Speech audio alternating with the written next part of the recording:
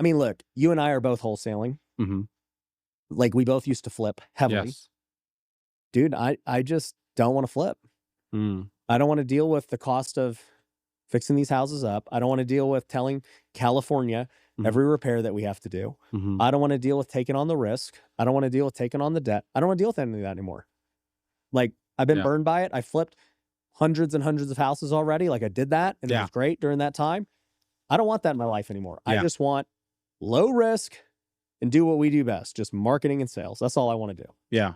That's what I'm advising all of our students to do too. Yeah. What do you think? Well, I think right now in real estate, there's opportunity because one, there's less competition for sure. There's significantly less flippers and wholesalers. Correct. So if you stick with it and get good at it, you'll crush. Yeah. Like I've made more this year in real estate than I've ever made.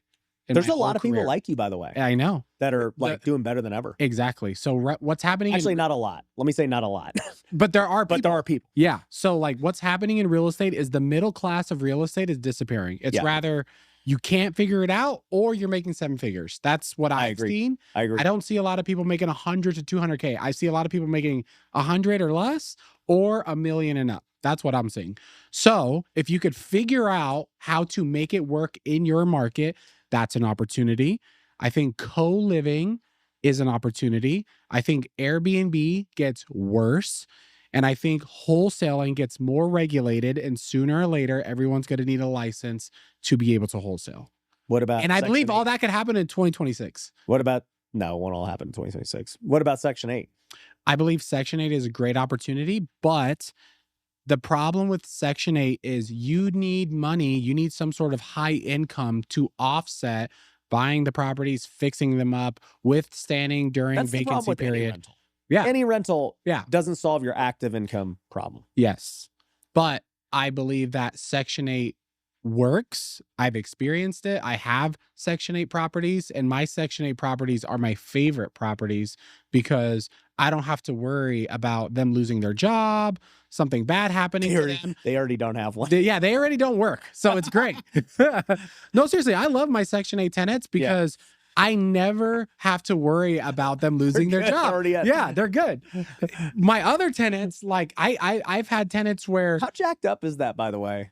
What? That you don't got to worry about the guy who can't figure it out. Yeah. Who's living on Section 8. Yeah. But you're worried about the guy working hard. I know. That is trying to provide for his family, do a good thing. You're like, dude, I hope this guy doesn't lose his job. I know.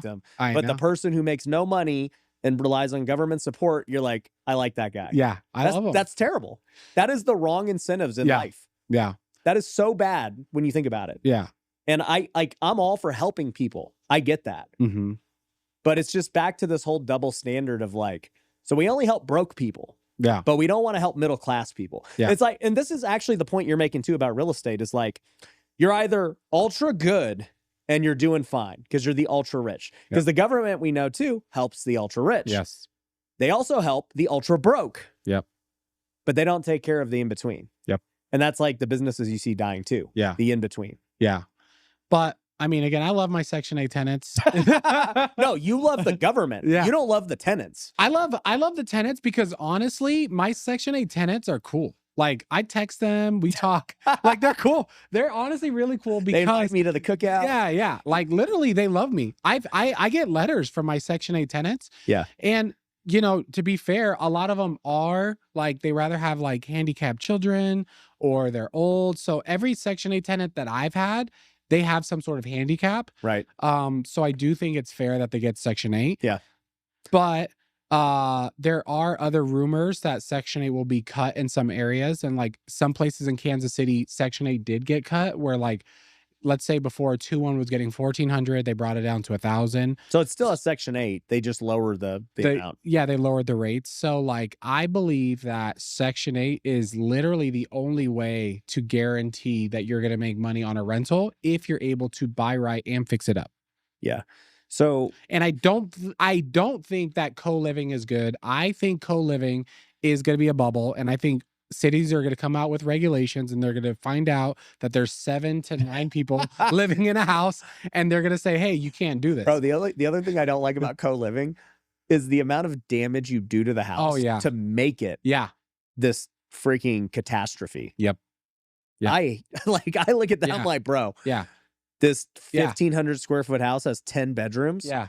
And this is controversial, but the only people that are pitching co-living are the people selling education on co-living. So I'm sorry, but anytime you see that, that's where I get a little concerned. If it was like overall the general public knew, like the general public knows you can flip houses and make money. You don't need a guru to pitch you on that.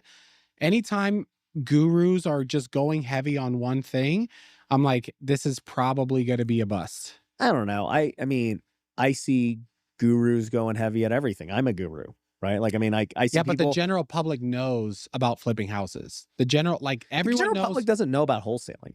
They don't know what wholesaling is, but the concept, they get it. You buy. The general public knows about Airbnb, and they all use it. But when it was super popular, gurus were selling the dream. Oh, you need 2 Airbnbs and you can retire and all this stuff. But back then, you kind of could. Yeah. Bro, I mean, I was so early to the Airbnb game. Yeah. I mean, I didn't retire off of it because I want to make way more than that. Yeah. But like, I mean, I was killing it. Yeah, but I'm saying it's a bubble. I'm not saying it doesn't work. Yeah. And I'm not saying there's not money to be made. It's late to the game. But I believe once you start seeing people selling the dream hard, it's a matter of time before it's going to pop. Dude, is golf a bubble? Golf is not a bubble. Because, dude, everyone's coming out of the woodwork to golf, dude. I'm over here selling golf now. Yeah. I hope it's not a bubble, dude. I want to do this forever. I don't think that's a bubble, but I do think that Airbnb was a bubble, co-living's a bubble, flipping houses at one point was a bubble, and it's coming back. But that's what I think. And I think in 2026, the only way for people to make a living in real estate is they need to be able to get leads for cheap. Yeah, they need to be able to 100%. convert those leads and make high fees.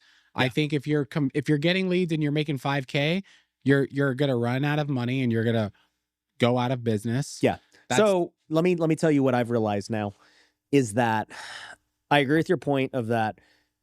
Back in 2020 to 2022, any idiot could make money in real estate. Yeah.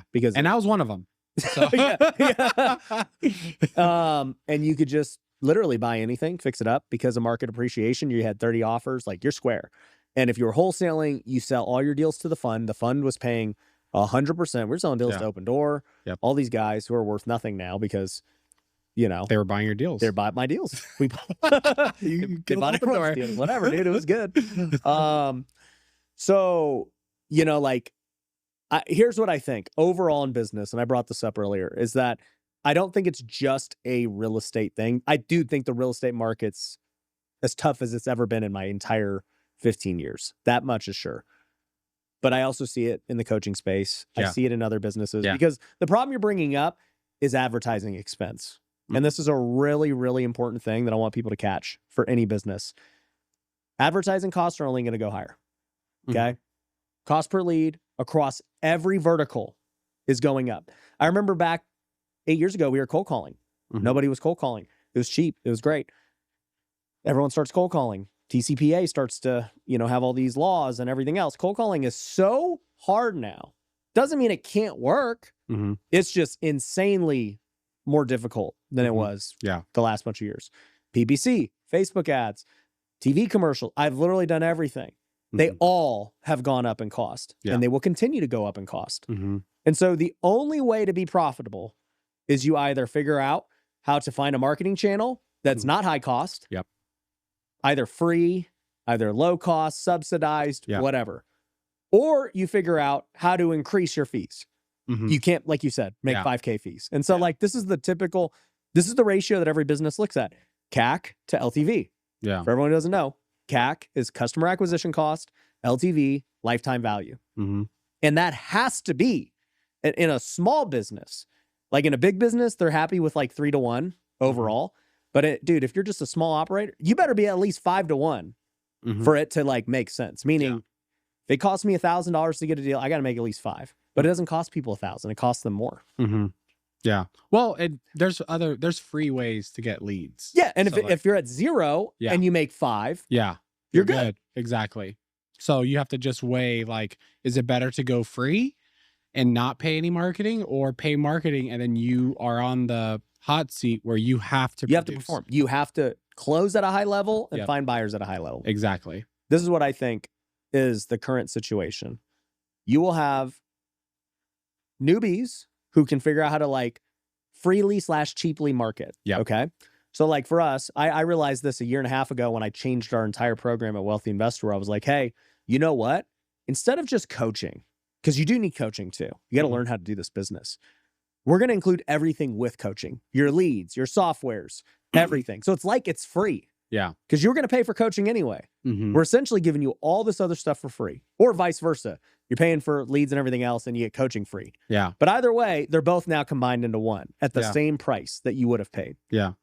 And in that way, they're able to still be profitable. But if I was still just doing coaching at this price and charging them leads and everything at this price, it doesn't work. Yeah. Not for the newbie. They will lose. Yeah. They will lose money. Then you have the experienced guys like yourself and me and whoever else. They're doing great. I mean, these guys have systems where they can spend, you know, you don't spend a lot on marketing, but like I know guys spending 6 figures a month on marketing who do great. And they know all their numbers, dude. It literally might cost them $5,000 to $10,000 to get a deal in marketing costs, but they know they're going to make $20,000 to $40,000, $20,000 to $50,000, and like they can make the math work. Yeah, right, because they execute at a high level. Everyone in between, the crappy person who's got a little bit of experience, who wants to go spend a couple $1,000, $5,000 a month, they're getting torn up. Yeah, they can't win. Yeah, because they're not good enough.